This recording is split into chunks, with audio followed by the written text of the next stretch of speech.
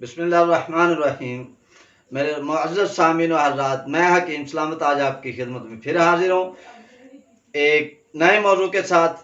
उम्मीद करता हूँ कि आप सब खैरियत से होंगे। तो मेरे प्यारे भाई और दोस्तों बुजुर्गों, ये जो मौजू है और ये जो बात मैं करने वाला हूँ वह है पित्ता, गुर्दा और मिसाना। पित्ते की पथरियाँ और गुर्दे की पथरियाँ और मिसाने की पथरियाँ, इनके लिए ये मैं नुस्खा लेके हाजिर हुआ हूँ। तो दोस्तों, मैं आप तमाम से गुजारिश करता हूँ कि मेरी वीडियो शुरू से लेके एंड तक देखेंगे तो आपको पता चलेगा कि इसमें क्या क्या फ़ायदे हैं और क्या क्या नुस्खा है। तो मेरे दोस्तों, मैं आपको नुस्खा बताता हूँ। तो नुस्खा ये है कि आपने 1 तोला सौंफ ले लेने हैं और नंबर 2 पे है रेवंत खताई, वो भी आपने 1 तोला लेनी है। उसमें नंबर 3 पे जीरा सफेद है, वो भी 1 तोला। और नंबर 4 पे अनीसून 4 माशा। गुल सुरख जो है वो 1 तोला लेना है। निशादर ठिकरी 6 माशा लेना है। और नमक स्याह 1 तोला। सत लीमू जो है वो 6 माशा। और मस्तगिरों में 6 माशा।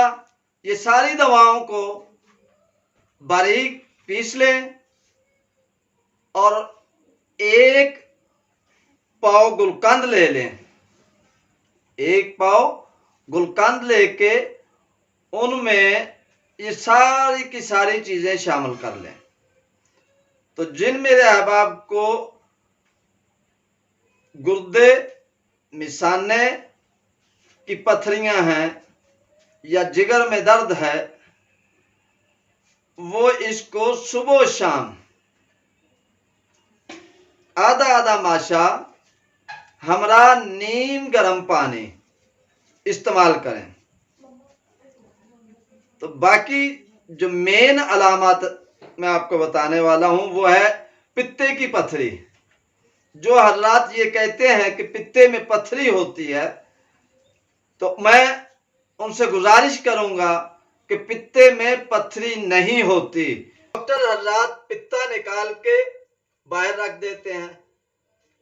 मुझे दोस्तों का फोन भी आया कि जी मैं पित्ते का ऑपरेशन कराऊं। मेरे भाई, जब आप पित्ते का ऑपरेशन कराएंगे तो हमेशा के लिए मैदे के पेशेंट बन जाएंगे।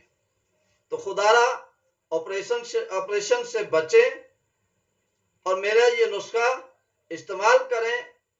इंशाअल्लाह अज़ीज़ 15 दिन में आपको इसका रिजल्ट महसूस होगा। मसला ये है कि मैंने पित्ते के पथरी के बारे में पहले भी बताया, लेकिन बात यह है कि इंसान के मिजाज अलग अलग हैं। मेरा मिजाज और है, आप भाइयों का मिजाज और है।